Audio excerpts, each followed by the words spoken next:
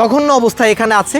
স্বাস্থ্য ঝুঁকি নিয়ে আসলে তারা এমন একটা পরিবেশ পরিস্থিতি এখানে তৈরি করছে যেটি আসলে অত্যন্ত বিব্রতকর।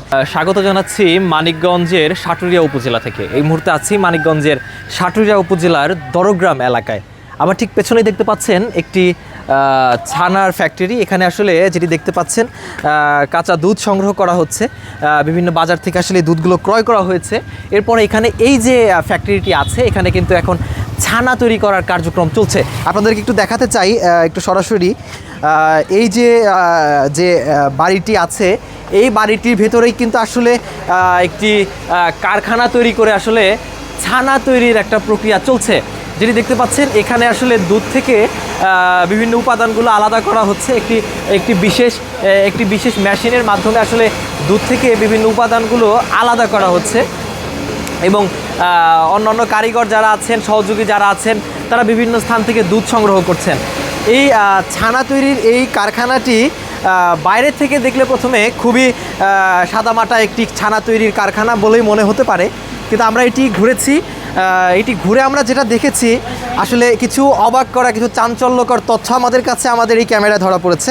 সেটি হচ্ছে এই যে ছানার যে কারখানাটি আছে ঠিক তার পাশেই, যদি একটু আপনাদেরকে দেখাতে চাই, যদিও এটি এখন বর্তমানে তারা আমাদের উপস্থিতি থেকে বন্ধ করে দিয়েছে, কিন্তু এটার ভিতরেই কিন্তু যে গরু এখানে রাখা হয়েছে, গরুর যে মলমূত্র সেগুলো কিন্তু এই পাশের এই যে ডোবাটি আছে, নালাটি আছে, এখানে এসে জমা হচ্ছে এবং এইখানেই একজন ব্যক্তি কিন্তু আসলে ছানার তৈরির কার্যক্রম পরিচালনা করছে। তিনি এখানে ছানা ধুচ্ছেন। ঠিক পাশেই অত্যন্ত অপরিচ্ছন্ন এবং অপরিকল্পিতভাবে একটি নালা ডোবা তৈরি করা হয়েছে, যেখানে আসলে বিভিন্ন ধরনের পোকামাকড় আমরা দেখতে পাচ্ছি, যেখানে ছানা ধোয়া হচ্ছিল এবং তৈরি করা হচ্ছিল।